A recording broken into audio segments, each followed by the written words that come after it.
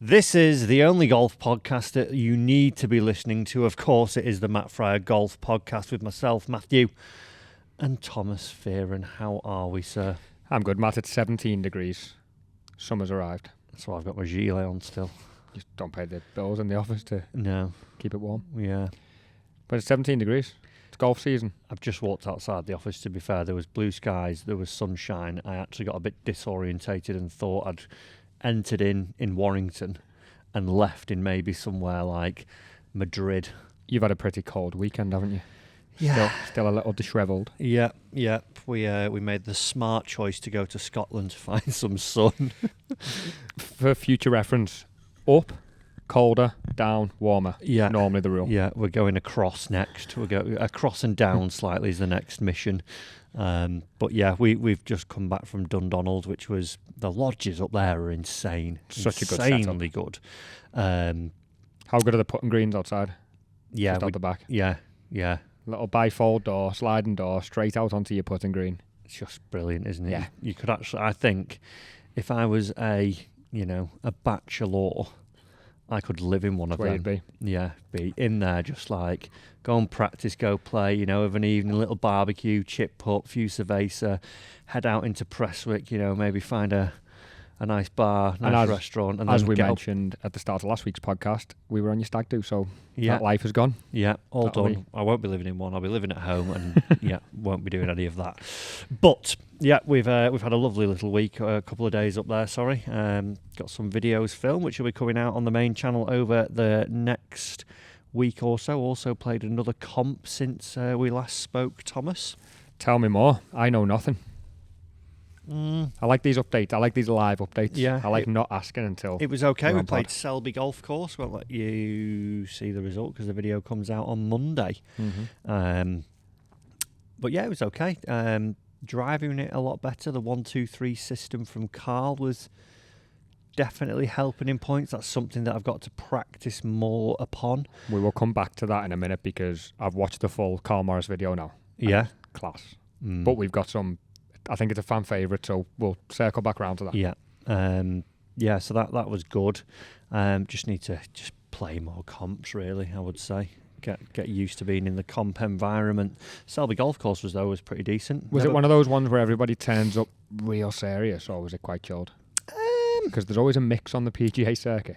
Yeah, there's a mix between everyone's like really nice who plays on it. It's 2020 Pro Tour, so there's generally a lot more sort of like Yorkshire-based way players over there. It's run by Chris Hansen, who and another couple of guys are involved in it as well.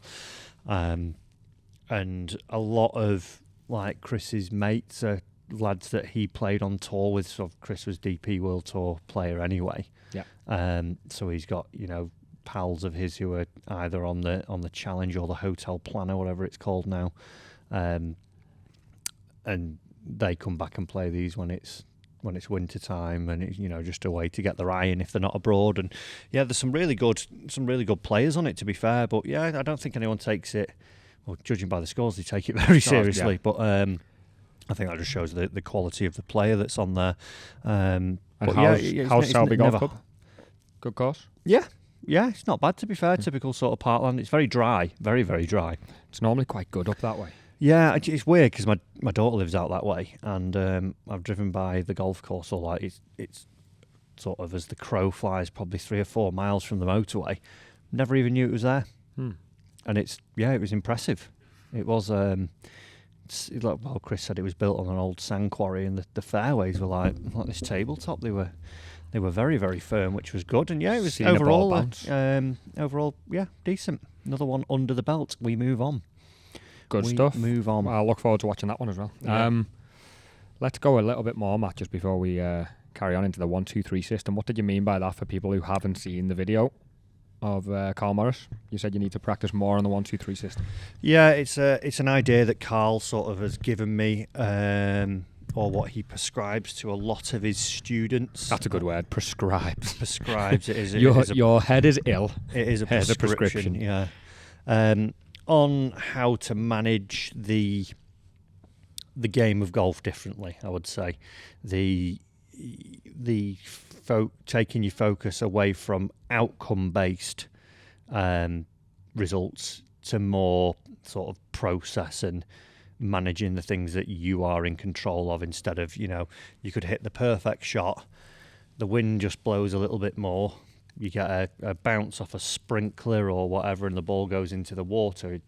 Even though you executed what you wanted to do, the outcome would obviously annoy you, or would annoy me.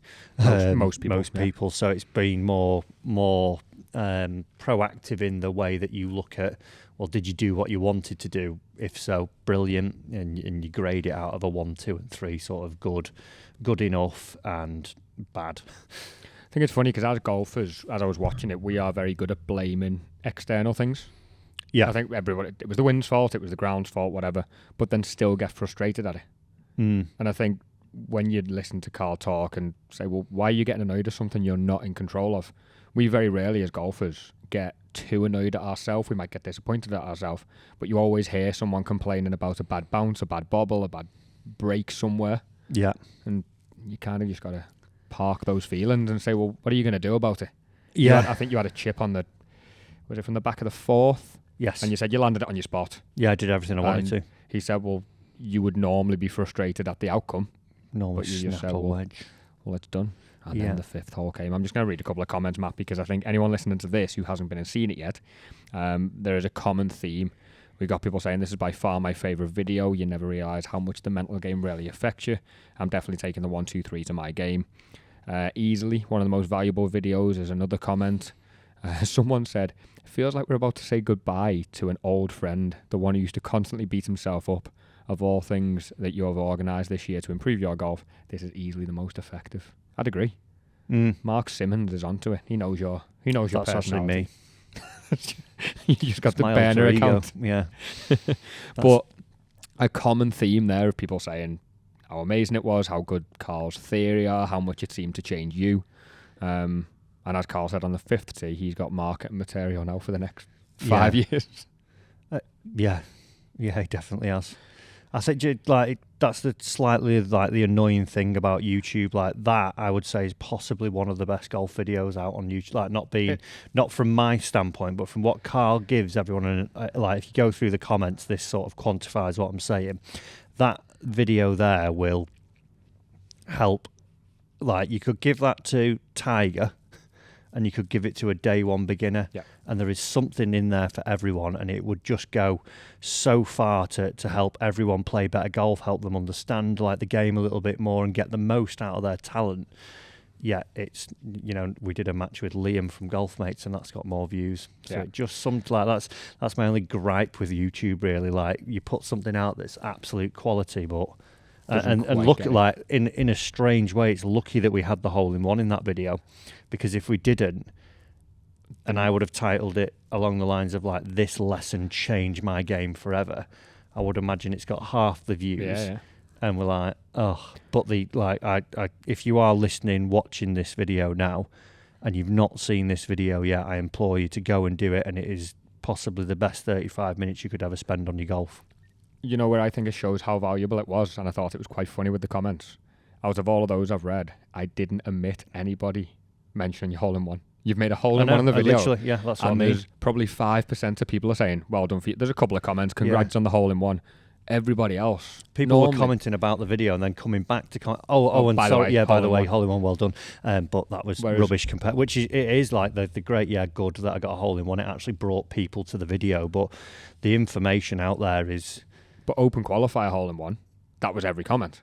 Yeah. Congrats, amazing, congrats, amazing. This was like... Playing pony. Don't care about your hole-in-one, mate. I'm going to play golf and count 1, 2, 3. Exactly, quality. Really good video. So it's... It is, like I say, I think that'll be the best video we put out this year. We need to get him sitting here. He actually is coming on the podcast. Is he? Yeah, he's coming. Yeah, so I was chatting to him yesterday or the day before. I'm going to go, and he's got a really good podcast as well, Carl. If you've not checked it out, go and watch or listen to his. Well, his isn't on YouTube yet. Actually, it's all listening stuff. So go and listen to Carl's podcast. But yeah, he's said he's going to come on and discuss this, more that video in a bit more detail, really, as it was, because there's a lot as well that we chopped out of that. Yeah, the first it's only actual 35-minute video. The first edit I got of that video was 48 minutes long, and I thought, Don't give it all away for free, Carl. Well, yeah, not that, but it was like there was a lot more after like the hole-in-one in there, and like I say, I think like the hole-in-one brings everyone to the video, but actually the information in it is far better than the best hole-in-one on YouTube. Another comment no one made is how high-pitched your hole-in-one shriek is. Well, obviously the 12-year-old girl comes out here. You haven't had one yet, so we don't know what noise comes out to me. You don't know the emotion no you idea. feel when it goes in. So, but when you do get one, and hopefully there's a camera on when you do get it, we will critique your squeals and squeaks as well. But yeah, so yeah, a really good video. Like I say, make sure you do go and watch that. So today, Tom, what we are going to be looking at, the next fad in golf clubs. What is it? We've also got some Would You Rathers. Our wonderful cameraman Joe, after our drive back down from Dundonald yesterday, we were playing a little game of Would You Rather. He's compiled a list of some really good ones, actually. Yeah. So we're going to go through those as well and comment down, answer below what you would pick out of these.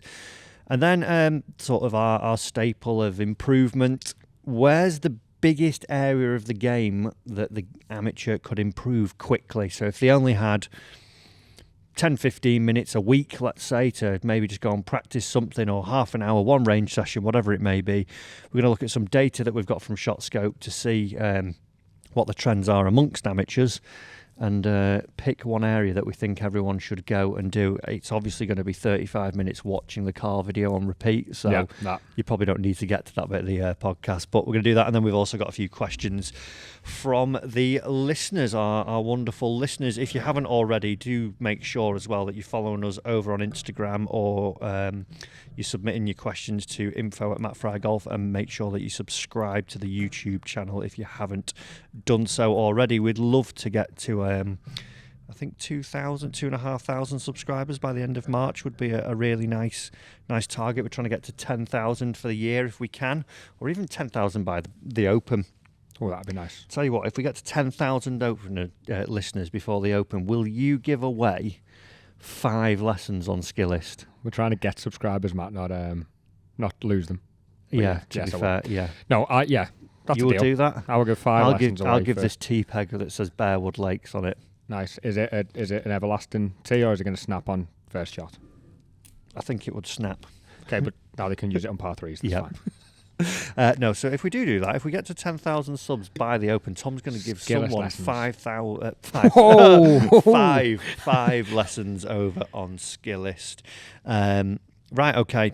Tom, fads in golf, we see them happening all the time. It's very much led by the pros. We saw like 1-irons back in the day were a big fad, weren't they? Like, need to get a 1-iron. If you don't have a 1-iron and you can't hit it, you're rubbish. We then get into sort of the modern era of the game. It was low loft drivers. Yep. Low loft. It was all about 8.5, 7 degree drivers. It had to be, even if you couldn't hit it, get one. Low loft, low spin. And we sort of see the pros put it into play, don't they? They lead the way, and then us little mortals, us little sheep, we follow the way with it. We've seen things like down the years, the grooves all over the face of wedges. I'd be interested. Did you ever have one of them? No, I think I they're never had awful. one of them. Yeah, the full. I can't look at them. I get the idea of it, like if you are misstriking it, and especially if you're out of the rough. What surprised me, I heard Shane Lowry talking the other day, and he said he has one, which someone who's so good with the wedges. But mind you, you're just getting a little bit more out of it. Anyway, grooves all over the face, awful. Yeah. Don't like that. We see things like 7-woods are big. 7-woods now. They're seem to be more popular. Yeah, it was always the 3-iron and the 2-iron were there, weren't they? Yeah. Oh, the driving irons. Driving iron with the graphite shaft. Yeah, that seems to have disappeared. A bit of a fad. Now. Yeah, maybe gone. 7-woods, I think, have kicked them out, haven't they? Yeah. Big one at the moment seems to be the talk of the town, doesn't it? Is zero torque putters. So a centre shafted putter, essentially. Sure, a lot of people have seen the video from Lab Putters where they've got the plastic thing around the grip. Yeah, fake news. Move it and it's not moving at all. There's no movement in the club face. I understand it, and I get this. It like it won't, but surely your hands overtake it. Yeah, that putter can't defeat my yippy right hand. That's what I mean. Like, I get it. Like, if you've got a good stroke. Yeah. But yeah, I'm not sold on those ones. No, There seems to be a lot of people using them though, so maybe I'm missing the boat. But hey ho. So I wanna get 3 predictions from you, Tom. If you could say 3 things and one of them comes true in the next year or so, what is the next fad in golf, in pro golf? It's always strange with this because you feel like we've completely ran out of things. We've run out of talking ball speed. We've run out of talking about twist face all of a sudden pops out. Then you've got an AI club face that manufacturers do. Yeah. And you're like, nothing else can come out from that point of view. And then from a pros fad.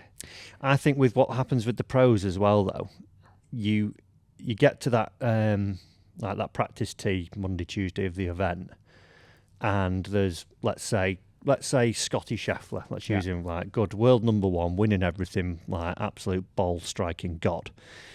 If he were to all of a sudden put a 6 hybrid in, how many more 6 hybrids go in that week? Because how many other pros are looking down the range? Looking down the line, oh, what's Scotty? Is that 6 hybrid? He's got 6 hybrid. Right. Just ask the lads on the van if they'll make me a 6 hybrid up. I'm going to give this. There's got to be something in this. So I think a lot of it comes from there. They're all like a little. I think what we've got to remember as well with Tour Pros is they have access to just an unlimited shop. And imagine if we all had as golfers just unlimited access to things. We'd be tinkering every 2 minutes. I change my clubs. I mean, I've got more. Well, we laugh about your putter, don't yeah. we? Yeah, they'd be tinkering constantly, and I would be tinkering constantly, and it'd be one week the 6 hybrid feels good, next minute the 3 iron feels good, and someone throw me a 1 iron please because I've got a links course to play. What's your first one? I'm struggling, Matt. What is the next fad in pro golf? For this question, you must have something on the tip of your tongue that might spark my enthusiasm because I'm struggling with that one. Oh yeah. To think what the next one is going to be. The 6 hybrid was what I think we see. Is that what you're saying? I think iron sets start at 5 iron, and pros end up. You've seen Adam Scott with a 9 wood. We've got 7 woods. No, Matt, we're trying to get these right. We're not just talking for the sake of talking. We're trying to get this right. I think we start to see the drop of the 4 iron and a hybrid replacing it. I'm not on board with you. Are you not? No, that can't happen. That'd be like me saying I think they're all going to come out with Odyssey chippers. Potential. the next Ping fad, have just released a bunker wedge. It's a sand wedge with bunker stamped on it. The next fad is. But Adam Scott's got like 9, so he's got driver 3 wood, Summit 9 wood. Yeah, the woods are becoming more. Yeah, I can't argue with that. To be fair, so he got 9. Is 9 the highest wood we're seeing on tour at the minute? 9's, yeah. 7s are becoming more popular. Can't wait till someone gets a 13 wood. Remember the was it? It was Callaway, wasn't it? Did we speak about this? Was it Divine 9 and the Divine 7 Heaven? Yeah. I think hybrids a set starts at 5 iron. Wow. Think of loft as well.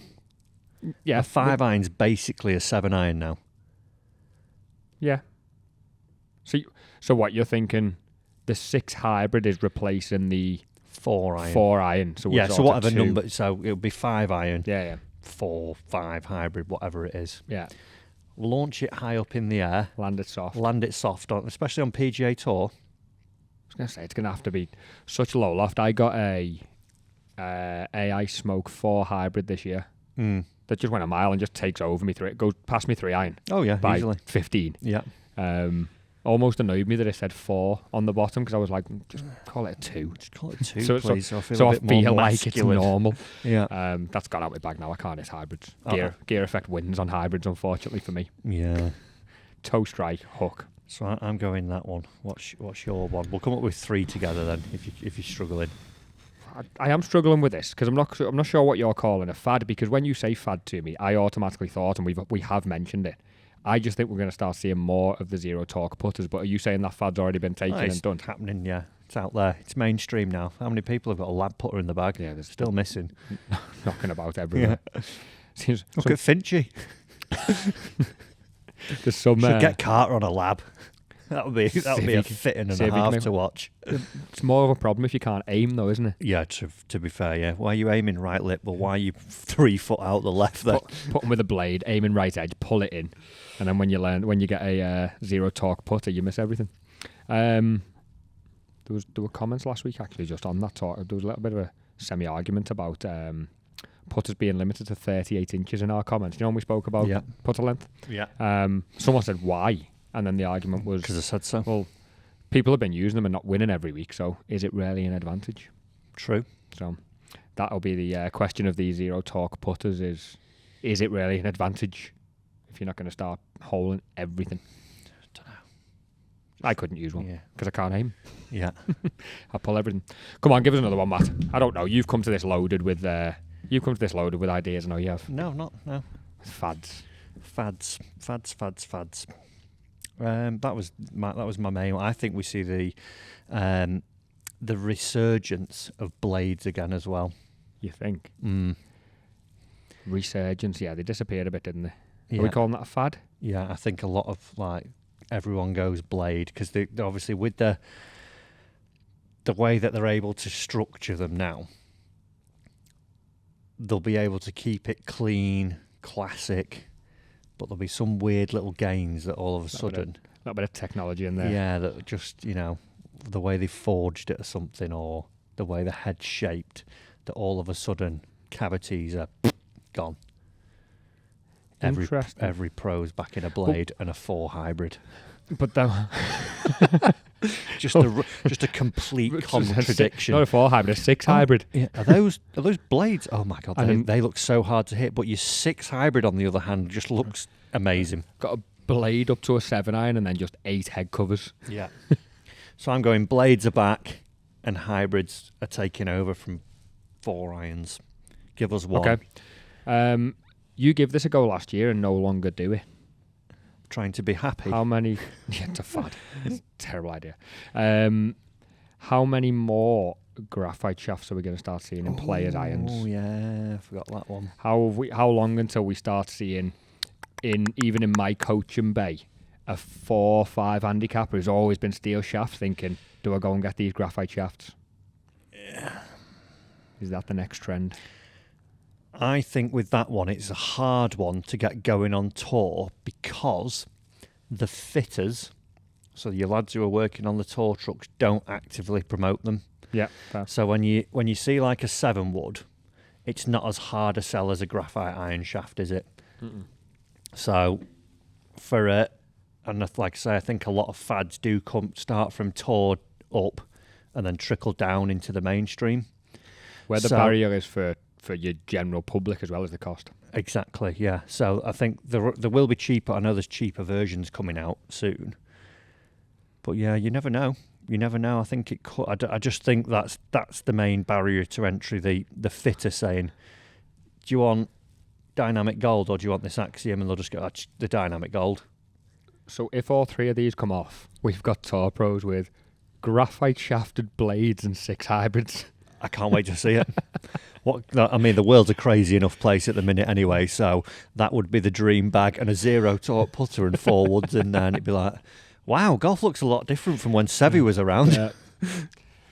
Okay, there we go. Graphite shaft blades and Those are the 9 woods. upcoming fads. Let us know in the comments down below, what do you think a new pro golf fad will be as we start to see them. Iron head covers.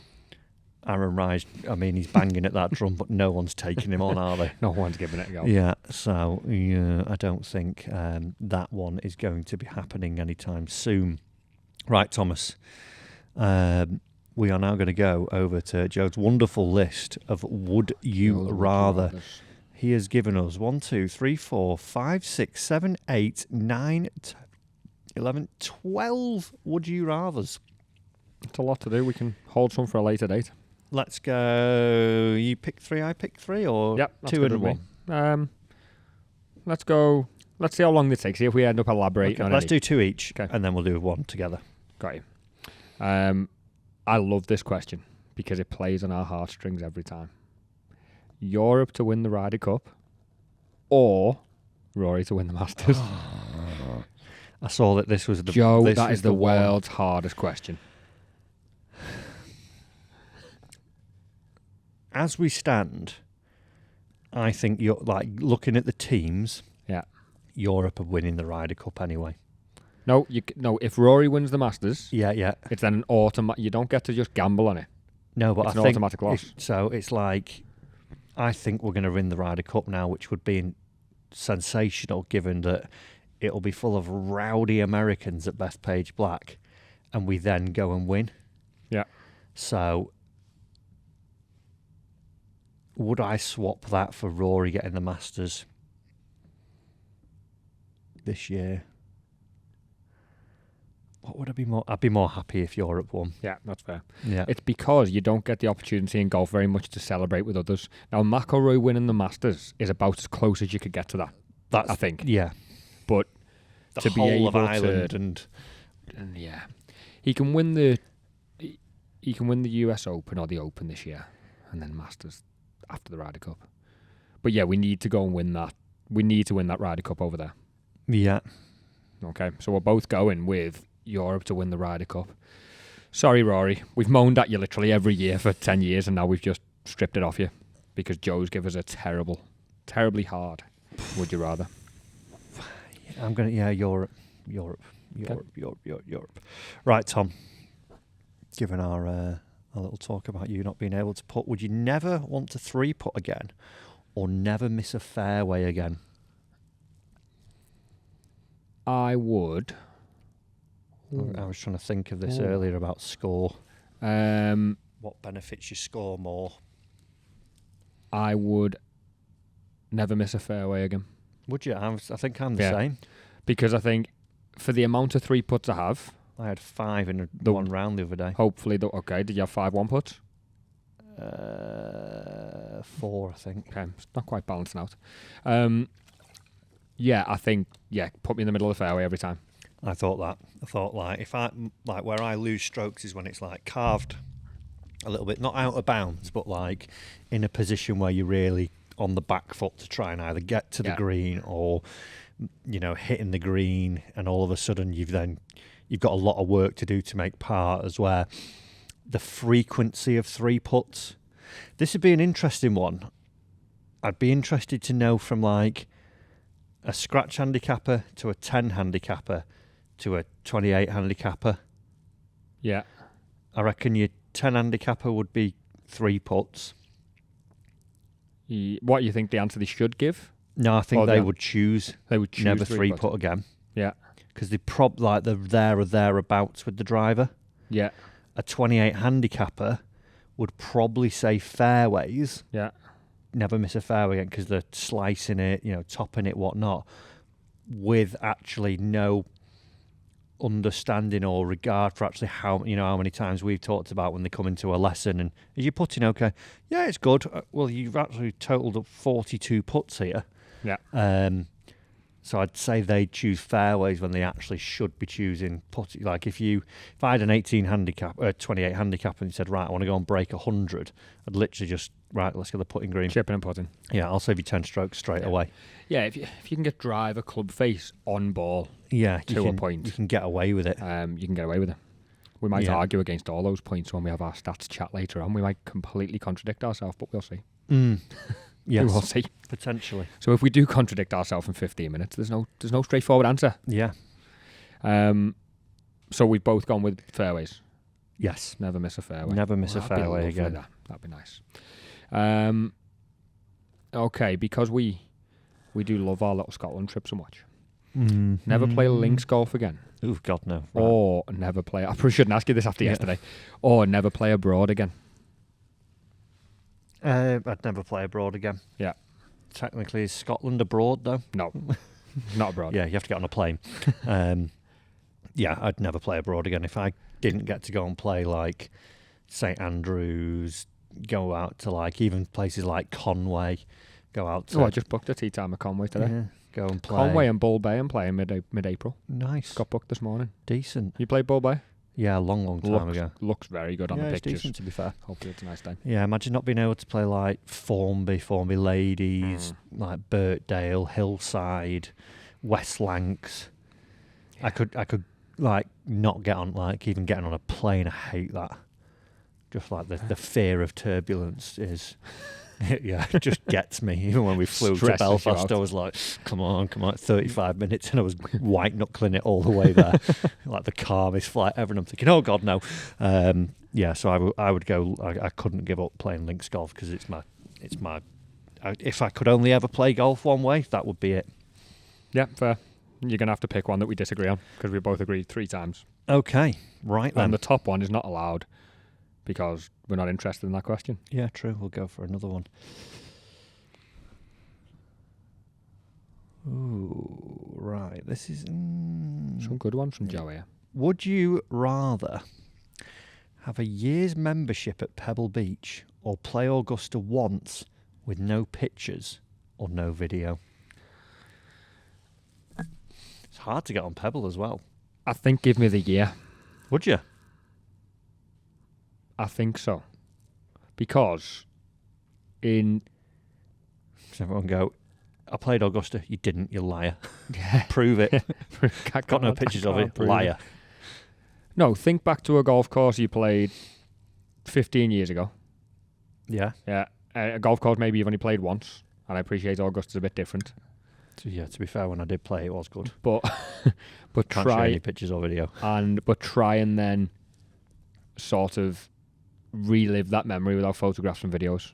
I can do that in my head, no problem. I Nah. can pretty much remember every shot I've hit on every golf course. No, I get that, but you don't get to sit there and sort of look back and it'd be Yeah, but I 20, could- 30 I could- years. It's a you- but distant you- memory. you You could- just have to walk around the pub. How You'd be do- the old. how do you You'd be think- the old guy in the pub, right? You'd be the old guy going, "I played Augusta once." Matt's on one Crazy again. old Matt again. Yes, again. Yeah, but how did people back in the day when they were around a campfire saying like, oh, we did this, like we've travelled from so-and-so, they just told tales. We could even write a song about it. Diddle-dee-dee-dee-dee-dee. No, they did just tell stories, but we're different now. We live off photographs. You literally make a living from filming stuff and photographing stuff. Yeah, I know, so I'd want a memory where I didn't have to share it with everyone because you don't appreciate it You anyway. having photos and videos doesn't mean you have to share it with everyone. I'm taking Augusta. I would take one round at Augusta over I'm a going to go year and play at Pebble Beach 365 times. Okay, on one of those times I'll be at Augusta, but you can sign me in as a guest at Pebble. Fine. No, you're not coming. You're not coming.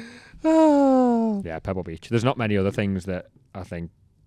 It would be good a year's membership, but one time at Augusta, not many people get to play. You know, who No, but I aren't think members, and I don't need a I think photo I've or a resigned. video. I've resigned myself to the fact I'm not playing it. So I'll stay to not playing it, and I'll go and play Unreal Golf for 12 months. Yeah, no, I'm not giving up the dream. You do that. I'm not going to You- give up that dream. You play Augusta, and when you come back and When I we win the won't believe what Euros you anyway shot. on Friday, I've done a deal with the National Lottery. oh yeah, I need a membership at Pebble, give a couple of million back to charity. So they said, Right. done deal. okay. Yeah. That's terrible investment on your part. I'll be honest. No, it's not. No, it is not. Right, okay. So those are 4 there, Tom. We're gonna do one together Squeeze one here. more. This is a good one from a YouTube content standpoint. Would you want a lesson with Tiger Woods? I love how he spells Woods as well. I've seen that. Woods, Wolves, you rather? Wood. Would you want a lesson with Tiger Woods like Grant Horvat and the foreplay guys did, or would you want a round of golf with Scotty at his home course on video? It's like a match. As much as I would love a lesson with Tiger, You're going around with Scotty? of course I'm not. Oh, right. Absolutely not. Just stand me on a tee with Tiger for 5 minutes and I'd be happy with that. Done.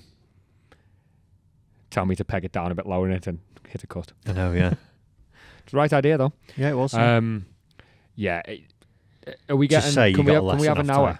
Or is it going to be like sort of 10 minutes? No, I think it's like what were those free lessons we used to do at Trafford? Was it like an AG assessment? Half hour hour. free AG because Yeah. you bought some clubs. Right, Yeah. okay. See one I'll of those take- going in your diary and you think, oh my God, I'll what if it was take- with Tiger? A half hour free AG off Tiger. Yeah. Yeah, I think I'm going to go that way. I'm done. It's happening. What part of where would you go? So you get to walk onto a range, you get to walk onto a tee, go to the short game area. Where are you? That's a great question. I'd either go short game area Yeah. or approach play because he was just so good at hitting irons, wasn't he? Like disciplined into like hitting the like his target, like not at the flag, hitting it to a specific spot, and how he hit different shots. And I think, but that's then where round the like one thing I love from like the TaylorMade content is when they get those lessons with like it's a Rory and a Tommy or a Tiger and a Colin, and when he's talking about chipping and stuff like that, I'm just. Did you see on TGL the other day when he got called weird? Yeah, by Tom Kim. Tom Kim, Tom Kim ain't doing anything in my book at the minute. You're weird. Yeah, I was like, how dare you call the GOAT? I know it was like tongue-in-cheeky, but Tom Kim, egregious slow play, calling Tiger weird. This is how my lesson's going with Tiger. We're starting. We got 30 minutes free AG. Yeah. We got 5 minutes either side because he's trying to sell you a bronze package. Yeah. No, I'm going to meet him. I'm going to meet him at the main entrance, so we've got to walk all the way to the short game area. Ah, yeah. And I've got a bit of a sore leg that day, so I'm limping. So we get there quite slowly. Is this eating into your 30 minutes? No. He's got to service 30 minutes worth of lesson. Right. And then we're going to. So you're souping it down to the. I'm limping. Yeah. Really sore. I'll be like, Tiger, can I get one of those straps that you've got on your leg? So we've now both got a compression strap on our leg. We're both limping. Right. We walk to the furthest part of the course, because I like that hole, all the way out in the far corner. And we go to 130 yards. Yeah. Is where we go. We have 5 minutes at 130. Yeah. He teaches me how to stop blading wedges. We then go 5 minutes 140 and we work our way back. Oh, and we fin. So we've got 6 yardages, just 10 yards back at a time. And he just tell you the same thing. That doesn't matter, I get to hit all my clubs. Yeah. And then when I get to 170, he goes, and when I get to 180 out, and he goes, is that a 6 hybrid? A 6 hybrid with a graphite shaft? And I'll be like, Tiger, trust me. And then when he goes and it's a 6 hybrid on TGL, it's because of me. I enjoyed that. I've lived that. It's happened. So yeah. There's mine. What are you picking? You've gone short game. Yeah, short game I'm going with Tiger. short game with Tiger. I love Scotty. I really think Scotty's class. Even walking around the Open with him and being dead close and watching actually hit all those shots was just a masterclass in itself. I was quite lucky with that. But, you wonder if from a sort of generational point of view, you're probably looking more so maybe in Scotty's local area or younger kids. Are the generation coming up now, if you're a junior golfer, 14, 15 now, are you picking Scotty? Because when are we getting to the point where we're kind of past the Tiger, not past the Tiger era, but you know what I mean? Where they just don't kind of know who he is. Yeah, I think he's still got that pomp, and he's still like the man in it. Well, taking basketball for an example, what age kid decides Steph Curry or LeBron as opposed to Jordan? It's got to happen at some point. Yeah, Jordan's well removed from the game. Well, that's Jordan's what I mean. He's way gone, yeah. Yeah, he's been you wonder 10 years. When that starts happening. Yeah, I would say. Very good, that. Very well done, Joe. Well done. Some great ones there. Right, Thomas, we're moving into the meat, the main course. The reason we're here. The reason we are here. To help people get better. To help people. So, obviously, we've talked last episode, was it, about winter golf or the things that amateurs need to stop doing, the mistakes that they're making. We've talked about getting ready for winter golf, from winter golf into the season. Now we're going to go into a couple of categories. I'm going to give you a couple of things. Where do we think that AMs can get the most out of their game and improvement in a short space of time? So if you've only got, you want to shave, let's say you want to break 90 for the first time, you're at 91, 92, you've got something coming up, you've got a corporate day coming up, you want to save a few shots on that, or you just want to lower that handicap quicker. What is the quickest way for you to do so? I want you to give me the 3 areas that you think will be that, and I'm going to give you some data on those 3 areas. Okay. So I want you to give me the first area, the argument for doing so, and we're going to see what the data's saying. Okay, and they've got to be quick. Got to be quick. If quick fixes. Yeah, if you like I say, if you're looking, this is probably more to those probably breaking a certain point, isn't it? Yeah. Okay. You wanna shave a couple of shots off that stroke quick. You're not going to go and rebuild your whole golf swing. You're not you know, you're not doing anything along those lines. Yeah. Major changes. It's right. Okay. Well, where could I save 1 or 2 shots quickly? Okay. If we are trying to break 90, from counting your stats from sort of 100 yards in, It's a short game. and trying to get close. Yeah, but I would struggle to say short game because when I'm in lessons, I say short game and people are thinking like chips and putts. So sort of maybe the finesse area of the game, the within 100, if we call it that. So your approach play from inside 100. Inside 100, and trying to get down in as close to 3 as possible. Okay. Okay. What are you going to do so?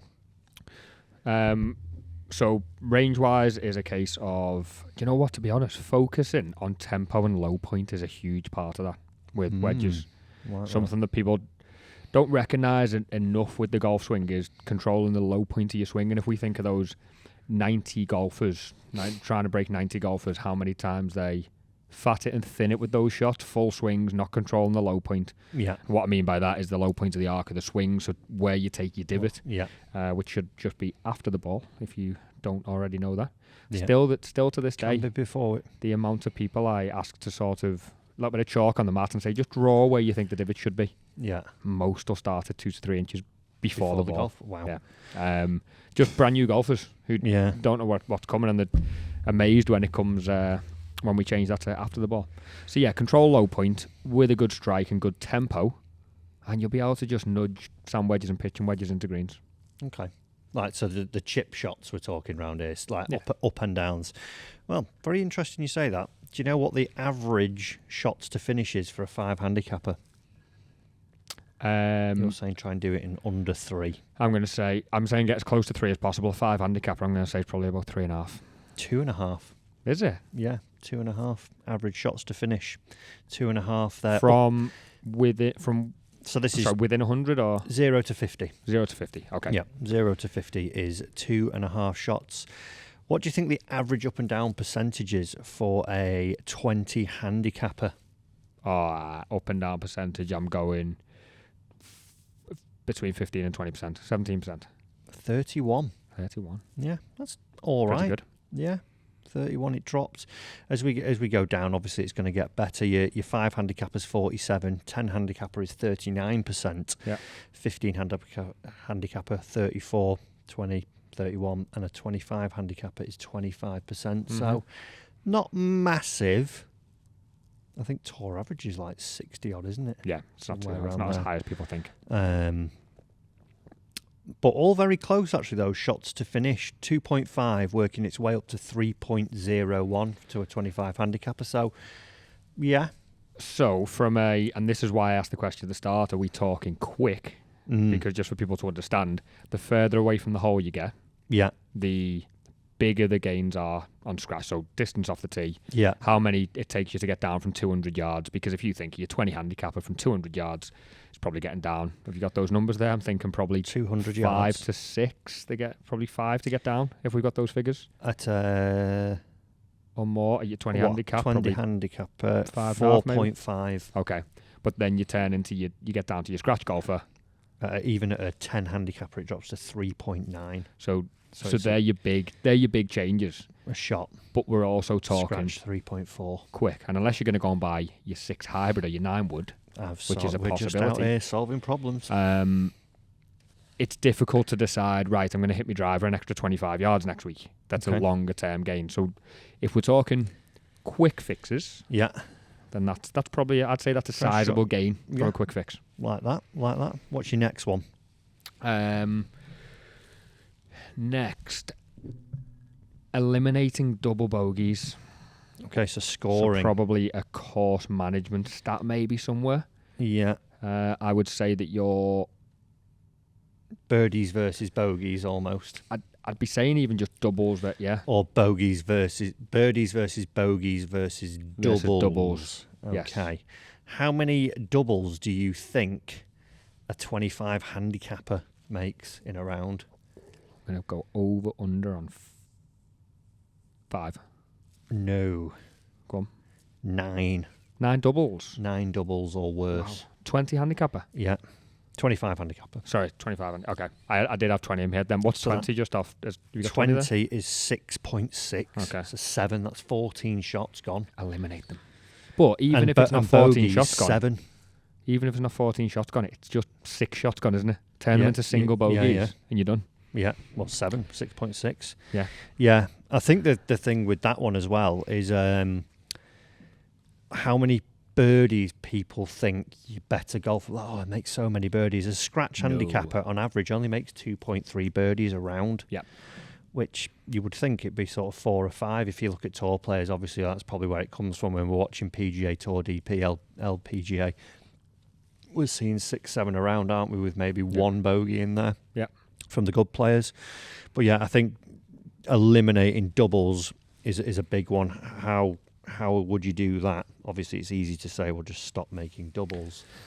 We talk a lot on this podcast about a level of expectation or understanding what your limits are. Yeah. If you find yourself in the deeper rough, let's say, and you're 150 yards away, Yeah. get your pitch and wedge out, advance it 80 and go again. Stop trying to pull your... I think, compounding errors. Yeah. It's just knowing what you're capable of. And I always use an example when I go on playing lessons and say, you've just missed a fairway that's 80 yards wide, or 40, 50 yards wide. Your dispersion's 80 odd yards. What makes you think you can put the ball through that gap in the trees that's 6 feet wide? Yeah. Have a think about it. Mm. We say percentage shots a lot of the time in golf, but what does that really mean? Well, it's trying to figure out what percentage of time am I going to be successful with what's this your shot. success rate? And if it's low, then don't do it. Yeah. It's almost like it's one of those. If someone said to me, right, can you go and make 18 bogeys round a golf course? I'd just take my 6 iron, my pitching wedge, and a putter. Wouldn't need anything else because it'd be like down near the fairway not somewhere. Your 6 hybrid. Maybe my 6 hybrid. Yeah. Actually, be a lot easier to launch as well. Down in the fairway or around it, up near the green somewhere, if not on it. Chip, putt. There we go. As where you get onto some courses and it's carve the driver into the trees. Oh no, we're out of position. Right, let's try this miracle shot with my 3-wood from the hay under this tree over the water. Oh no, that's a 8. Put me down 4 quickly. So I think just not compounding those big errors and not having your ability maybe overinflated in your head. Mm-hmm. Yeah. Okay, two very good ones there. So get a little bit of time on the short game. Try and work on those finesse shots. Get a little bit more consistency of strike to help you. And I think with that, just going back to that one, even just having one stock shot, if it's like a bump and run. I've done something over the last few rounds that we played. We played 18 holes day before yesterday, 2 9-holes, and the Pro Comp on the Monday, and I went back to a 52 and a 58 degree wedge at the end of last year, which I had as a kid and sort of like turning amateur to pro.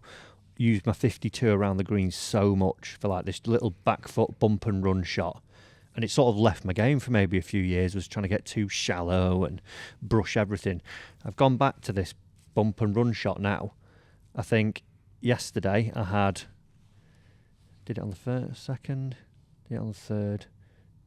Did it on the 6.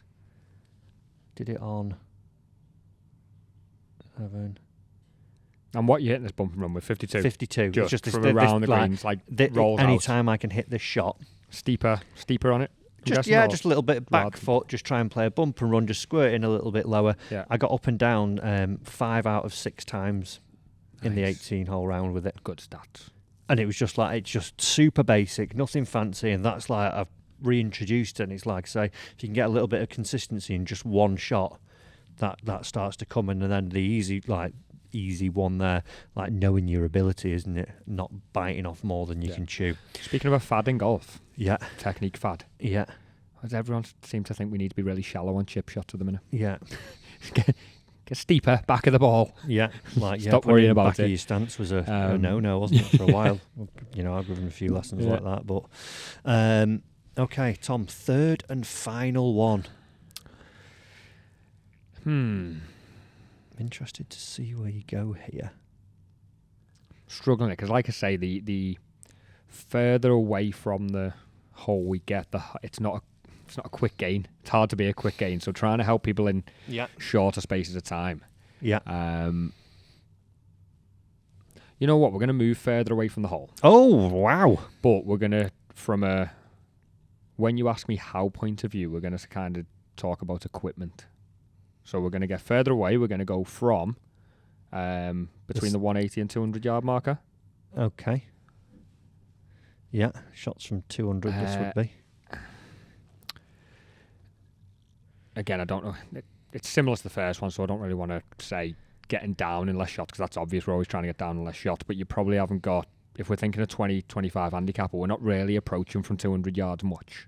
Nope. Have you got anything on that, or? We have like approaches from 200 yards, shots from 200 yards, yeah. What have I got in benchmarking? No, not really. We've got tee shots, approach play, short game, and putting. Okay.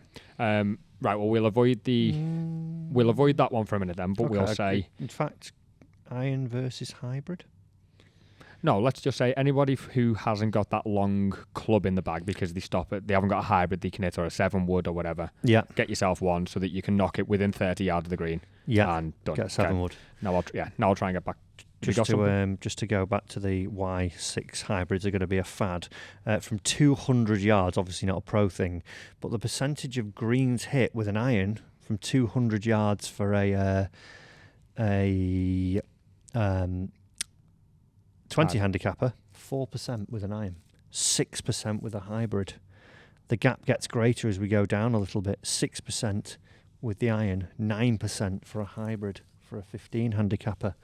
Okay. And even with pros, 30%, or scratch players, 30% with an iron, Yeah. 32 with the hybrid. The 6-iron revolution is coming, So everyone. we're at Back to 2% increase. how you're going to improve people. So we'll move to approach then. Okay. We won't stick around. It's going approach. No, come on. We're going putting. Oh, We're going putting. thank God. I was We'll going to get kick there. you off this podcast for good then. I was trying not to, because I feel like we've done a lot of short game stuff, that's all. So I feel like we're always... But that's the Talking about easiest way to get It's the- strokes, though. It's the quick game, Like, yeah, it is. No, like, think of it. Right, everyone wants to drive it like Bryson, yet they won't Yeah. go to the gym. They don't swing the club as That's fast the as thing, him, there's so and they much to don't do. middle it as Yeah. much as him. So, actually getting that yardage gain, gone. Like, straightening it up. Are you going to stand and put loads of hours on your technique? Probably not. Okay, right. Where are we going to get a gain? Do you need incredible strength to make a 6-footer? We are going... No. No, we don't. We just need to be able to get a zero torque putter and be able to control our right yippy hand There we go. and aim and read a green. Reader green helps. Yeah. You want a specific, I'm going to say, rather than I'm not going to go with the make more 6-footers and 10-footers. I'm going to go with the avoid 3 putts number instead. Okay. What do you think the average 3-putt percentage is for a 25 handicapper? We're just talking across the round of golf. Yeah. You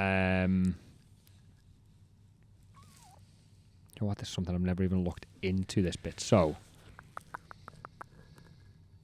I hope I'm not wildly off with this, but just thinking about it, I'm going to go with a sort of, I'm going to go 40% number. 40%? Yeah. Oh dear. Go on. 13%. 13% 3 putts. Now, where I'm thinking that could be sort of fairly skewed, as I'm all of a sudden thinking, well, if they're missing greens from a distance, so they're chipping on, Yeah. so they're not 25 feet away. Yeah. But if you give me a distance from pin, what are they doing from sort of 30 or 25 feet? Right, okay, make percentage. We can get on that. So the average make percentage from 18 to 24 feet for a 25 handicapper is 6%. Oh, I was going to say 7. You should have let me have that one. I'd have got close. A scratch handicapper doubles up on that, 12%. Yeah. A Tour Pro, FYI, 15 to 20 foot is 19%. Mm-hmm. The difference comes in the 3 to 6 footers. Yeah. Okay. 48% made.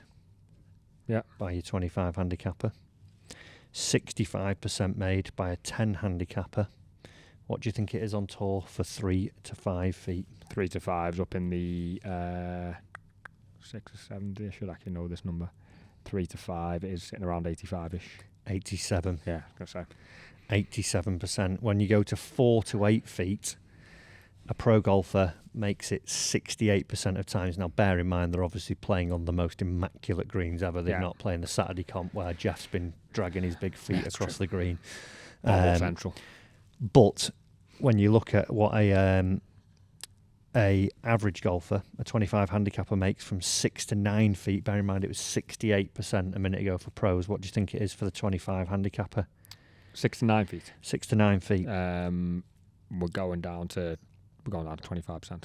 30. 30. Even a scratch handicapper, 49%. And so there's a huge gap there, and this is where those quick gains come from. That you think, like, if you think of a pro golfer, from 3 to 8%, they're holing out. It's going to be like 70 from 3 to 8 feet. Yeah, 3 to 8 feet. They're going to be holing out 75% of the time. Yeah. So if you get 4 putts, they're only dropping 1 shot. For an average golfer, of oh my gosh, it's going to be like 40%. Yeah. So not even half. Yeah. So they've dropped 2.5 strokes from that same amount distance, of putts. Yeah. as opposed to 1 potential. Yeah. So it's there a it case is. of, and gimmies are a big thing now, aren't they? Yeah. We mentioned on the last one. We've got a comment. We mentioned last week about people, quick to always, oh no, just take that away, because there is that nerve element, isn't there? Yeah. And when you then face one, it's like, oh god, 3 foot, oh no, like, which is the length of this table, which is not long.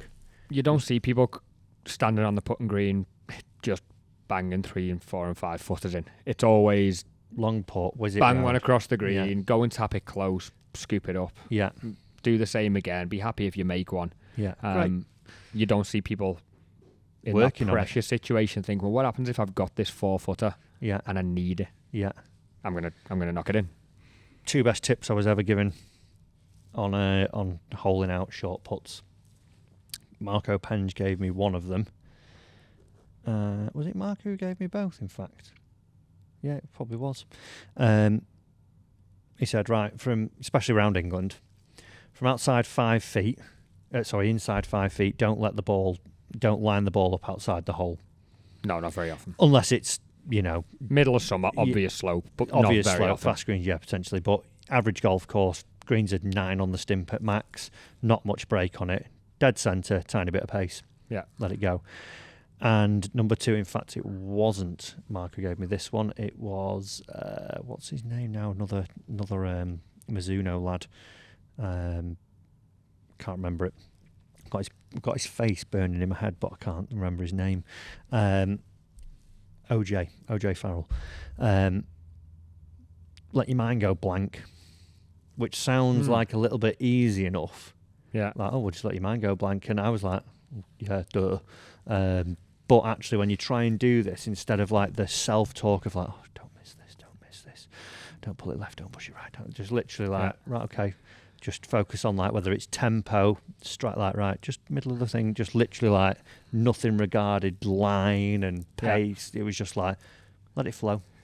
I gave a putting lesson on, I think it was Monday this week, maybe Tuesday, and same conversation. I've taught this guy for a while, and he's finally said, you know what, I'm hitting the ball quite well and my putting's letting me down. Funnily enough, he went and had the best round he's ever had the same afternoon because he made putts. But one of the drills we ended up doing was go through your practice routine and your practice strokes while looking at the hole, which gives you a kind of feel for how much your arm should be moving, how long your stroke should be, and just how fast you should be moving. And then we were making him putt with his eyes closed. Yeah. So when you're talking about going blank, and I used to do this so much as a kid, stood there, eyes closed, from 3 feet, 4 feet, just you only open your eyes when the ball hits the bottom of the cup. Yeah. And you could just go time after time after time. Yeah. And that is an idea of your mind going blank. You've got no external things. You don't kind of see that slope or worry about that line on the ball or line of your putter or middle of the face. Just shut your eyes, tap the thing in. Yeah. Great way of practicing. Very, very good. So 3 things there that we think you can do to improve your golf. Quick time, get good, from 3. Well, it's 6 foot and in, really. Number 2, stop compounding errors. That's one that annoys me when I play with people. That when you're like, no, just, and it's like, why, what? And it annoys you the most when you do it yourself. Yeah, I've done it and you can't. Why have I why done have I that? done it? Yeah. Oh, I knew I wouldn't get hybrid out of that thick, rough, knee-length rough, but why? Not before hybrid. yeah, When you're 6 hybrid, maybe. Yeah, take your medicine, get back in play, and work on those chips around the green. If you can get a reliant shot, get some consistency in strike, you're going to start to see that you combine that with being good from inside 6 foot, and you are a killer. If you really want to see good gains, just get the gym, start swinging faster. Yeah. Hit it a mile. There we go. But you can't just do that tomorrow. No. You've got to do that in 12 months' time. Yeah, that's a project, that one. Yeah. That is that's a commitment. But something else that's also a project is, the reality is, even me now, Matt, we're all slightly over the hill. I am slowing down. I'm not speeding up anymore. I'm not getting more athletic as the days go. So even if you're not trying to get faster, maintain and make sure you're not just getting slower and slower. Very true. Very true. Right, Tom, final part of the podcast. Questions from the audience. We've got a couple. Let's fire through these, sir. What have we got? If you will. Okay, couple of quick ones. More satisfying beating Carter or Finch? Carter. Why? Just because it's funny. It's just better. Yeah, Pete, I have a sort of mutual respect with Pete. Like, we're both similar abilities, and it's like actually a good battle when we do. And it's like, yeah, Carter, I just love taking the mick out of. Fair. On that subject, will you, Pete, and Carter play together again? Well, we actually just got off a Zoom about 3 hours ago where we are planning a little something. There's also something else as well in the line that will see us all play together, and maybe someone else. Question from me. Yeah. Out of you, Carter, and Finch, who had the best touch on the shuffleboard? Pete was terrible. Carter was good. Carter was good. No, Carter didn't even play with us, did he? Yeah, when I turned up. Did he? All three of you were playing on the same team. Right, team. yeah, Carter was pretty decent. Finch had the touch of a baby elephant, from what I could tell. Yeah, Carter's played quite a lot though over in Dubai, I think, on his shuffleboard. Yeah, he's a shuffleboarder. Yeah. Monster Boy Racing 47. Do you hit your wedge shots at 100% or stay at 90 for control? I'll be honest, Monster Boy, I stay at 80, mate. Yeah, 80 or below. I generally don't hit many wedge shots at 100%. No. I'll hit my pitching wedge full out. But generally everything's around 90. Sort of. If it was a full swing, it'd be at 90, just trying to control it. Yeah, don't really try and hit them full. They just come back 10 feet anyway. Yeah, just spin back on you. Exactly. Okay, we have just see what I can't read out. Yeah, as if that's on there. Weird question. Weird. And what is the best month to record the best video? Interesting conversation. All of them. Where? Okay, pick a. I'll emphasise on the question. Depends on the video, doesn't it? Okay. Where are you filming? And where are you filming? What month? And what category of video? Augusta. Record breakers. Record breakers. The day after the Masters has been played with me and Finch. There you go. So sorted. It's April. Sorted. Ben Hickey, if you're watching this, I'm not answering your question. That's it. And also, we'll get banned. If Augusta are listening, shout out Record Breakers. Record Breakers, get it sorted. We'll get it sorted. You know, the videos and cameras will have to come, though. Not allowed. One more question. Have you got one off YouTube? We've got one comments? YouTube, actually, which might open up a little bit of a conversation. But from last week, when you mentioned before that we were talking about gimmies, somebody said, is there some argument to be had with the popularity around pace of play? That gimmies have become more popular and expected due to the pressure you get to get around the course quickly, with another group breathing down your necks to get around. I don't. No, I don't think. Well, there could be an argument for it, but I think the reason why gimmies happen now is like if you go back 10, 15 years ago, everything was played in stroke play. There wasn't as much social play. It was like competition, ball goes in the hole, ball goes in the hole. There's a lot of different formats now opened up. And also I think like more social golf has taken over as opposed to like that strict thing. So yeah, pace of play might do it. And also I think there's something that we touched upon in that little section about getting better.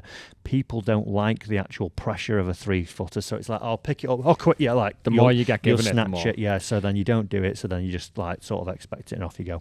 I do kind of get where he's coming from, because there's been times where I know I've played, and you know, when someone goes and marks and lines up the 3-footer, Yeah, and they just need to be faster though, don't and they? there's people on the tee and Yeah. whatever, then that can feel like people are breathing down your neck. But I think that comes down to a lot more new people playing these days as well. Yeah, exactly. So there's a Yeah. much slower. Yeah. They have said, how could you get around the issue dealing with the pressure of pace versus taking the time to practice real golf out on the course? I'd say practice real golf, yeah. and Spend a bit more time practicing. not on a Saturday morning comp. Yeah, 'cause you just got to there's go too many find people on the course. time to practice, haven't you? Yeah. You know, that's it. Well, another good one there, Good Tom. pod. Very, very good one. If you haven't already, make sure you are subscribed to the YouTube channel. Go and follow us over on Instagram, the Matt Fryer Golf Podcast. Leave any questions at info@mattfryergolf. If you are listening on an audio platform, make sure you leave us a review, 5 stars if you will, please, and share it around to a friend. Be a good gifter. Give it to another golfer. Be a good golf gifter. We'll see you in the next one.